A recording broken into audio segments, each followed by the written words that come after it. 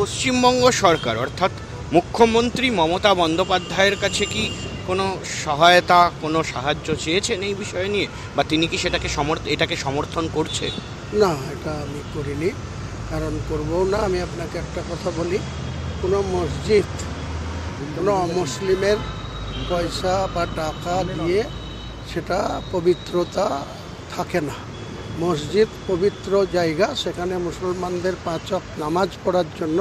কাজেই পাশে যেটা হসপিটাল হবে, কলেজ হবে বা অন্য বিল্ডিং হবে, যেটা রেস্টুরেন্টের মতো, যাতে বাইরে থেকে টুরিস্টরা এসে সেখানে থাকতে পারে, সেই সব ব্যাপারে রাজ্য সরকারের সাথে সাহায্য চাওয়া হবে, বা তিনি দেবেন কি দেবেন না সেটা পরে আসবে। কিন্তু বাবরি মসজিদের ক্ষেত্রে কোনো আর্থিক সাহায্য সরকারি কোষাগার থেকে চানোর প্রশ্নই নেই, এবং এটা সম্পূর্ণ মুসলিম সম্প্রদায়ের মানুষের কাছে আর্থিক সাহায্য নিয়ে এটা তৈরি করা হবে।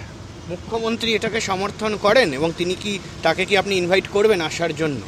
ওনার তো দিন সদ্ভাবনা কর্মসূচি ঘোষণা করেছেন, কাজেই ওনাকে তো নিশ্চয়ই আগামী দিনে যখন 3 বছর পরে এই শোধ খাড়া হবে বা এটা পুরোপুরিভাবে আত্মপ্রকাশ করবে, তখন তো নিশ্চয়ই ইনভাইট করা হবে। আর সমর্থনের দিকটা? সমর্থনের দিকটা বললাম তো, যেটা আদার্স যেসব হবে, হসপিটাল, কলেজ, ওখানে একটা রেস্টুরেন্ট বা কম হোটেল যেখানে মানুষ এসে থাকতে পারবে কম খরচায়, সেসব ব্যাপারে সাহায্য চানোই যেতে পারে। কিন্তু মসজিদের জন্য কোনো আর্থিক সাহায্য কোনো অমুসলিমের সঙ্গে চাওয়া হবে না। এই যে আপনি বলছেন 37% এই মুহূর্তে সংখ্যালঘু অর্থাৎ মুসলমান বসতি এই মুহূর্তে পশ্চিমবঙ্গে রয়েছে, সেক্ষেত্রে এই বাবরি মসজিদ বানানোর ক্ষেত্রে কি কোনো রকমভাবে ভোটে প্রভাব পড়তে পারে? সেটা সময় কথা বলবে।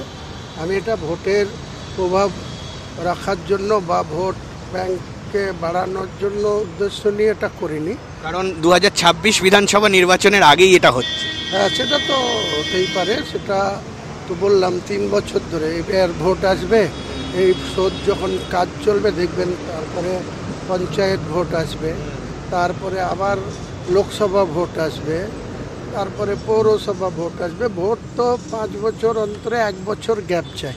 প্রতি বছর কোনো না কোনো স্তর পঞ্চায়েত, নাহলে পৌরসভা, না হলে পৌর নিগম, তা না হলে পার্লামেন্ট, না হলে অ্যাসেম্বলি ভোট। তাহলে ভোটকে উদ্দেশ্য করে এটা করা হচ্ছে না। ভোটের সঙ্গে এর কোনো সম্পর্ক নেই, রাজনীতির সঙ্গেও এর কোনো সম্পর্ক নেই, ভোটের সঙ্গেও এর কোনো সম্পর্ক নেই। হুমায়ুনদা, এই তো রইল বাবরি মসজিদের কথা, কিন্তু এই মুহূর্তে দাঁড়িয়ে দলের অন্দরে তৃণমূল কংগ্রেসের এখনও আপনি বিধায়ক, ফলে সে জায়গায় দাঁড়িয়ে এর আগে আপনি অনেক কথা বলেছেন, দলকে নিয়ে খুব একটা সন্তুষ্ট আপনি নন এখন। তো কোথাও গিয়ে কি কোনো কথোপকথন হয়েছে দলের সঙ্গে, নাকি আপনি যেই স্ট্যান্ড পয়েন্ট আপনার নতুন দল আপনি নিয়ে আসবেন সেটাই আগামী দিনের জন্য ভাবনা চিন্তা করছেন? সেটা অপেক্ষা করতে হবে আপনাকে। আপনার এই প্রশ্নের উত্তর এখনই আমি দিতে পারবো না, সময় কথা বলবে। আপনারা সবাই জানেন যে 22শে ডিসেম্বর বলা হয়েছে।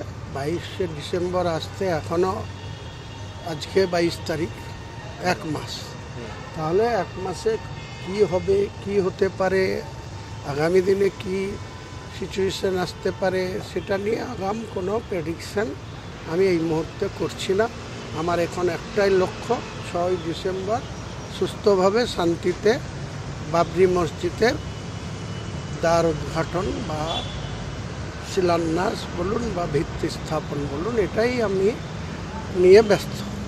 দলের সঙ্গে দূরত্ব তৈরি হয়েছে সেটা আমরা জানি, কিন্তু সূত্র মারফত খবর পাওয়া যাচ্ছে অভিষেক বন্দ্যোপাধ্যায় আপনার সঙ্গে যোগাযোগ করেছে, বা আপনি অভিষেক বন্দ্যোপাধ্যায়ের সঙ্গে যোগাযোগ করেছেন, কথা হয়েছে, সত্যি কি তাই?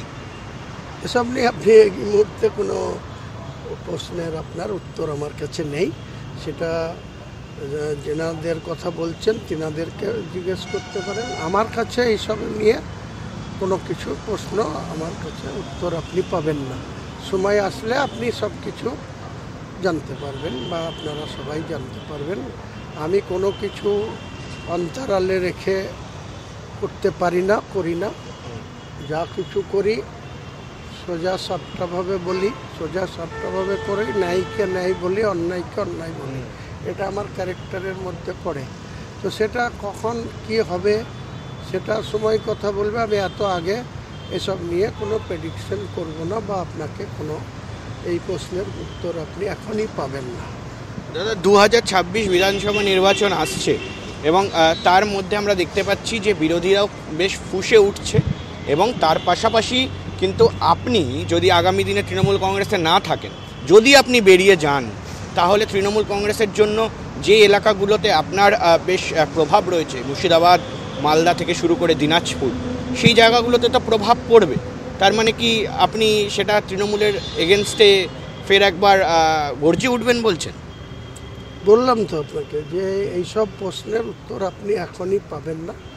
ওটা যত ইলেকশনের সময় আগিয়ে আসবে এবং 2025 সালটা পার হতে দিন, 26 সাল পড়তে দিন, ইলেকশন কমিশনের যত শিডিউল ঘোষণা করার টাইম যখনই আগিয়ে আসবে, ততক্ষণ প্রত্যেকটা রাজনৈতিক দল তাদের নিজের মতো করে তাদের যে পরিকল্পনা, তাদের যে ট্র্যাডিশন, তাদের যে রাজনৈতিক কর্মসূচি এবং তাদের যে প্র্যাকটিস, এটা সবাই নিজের নিজের করবে। তো আমি এখন পর্যন্ত তৃণমূল কংগ্রেসের বিধায়ক রয়েছি। আমি তো আমাদের নেতৃত্বরা কী করবে এটা তো আমার সঙ্গে আলোচনা করে করবে না। সেটা সময় আসলে আপনারা বুঝতে পারবেন যে তৃণমূল কংগ্রেসের সুপ্রিমো বা তৃণমূল কংগ্রেসের সেনাপতি তিনারা আগামী 26কে নিয়ে তিনাদের কী পরিকল্পনা, তিনারা কী করছেন, সেটা তো আমার বলার জায়গায় আমি নেই। আমি একজন বিধায়ক আছি। আমি একজন বিধায়ক হিসেবে আপনাকে দলের যে সিদ্ধান্ত সেটা মান্যতা দিয়ে চলার চেষ্টা করছি, এইটুকু বলতে পারি। শেষ প্রশ্ন, সেটি হলো যে দলের সঙ্গে দূরত্ব বেড়েছে, সেটা আপনি প্রকাশ করেছেন এবং তার পাশাপাশি দলের তরফ থেকেও সেটা একটু দেখা গিয়েছে, আভাস পাওয়া গিয়েছে।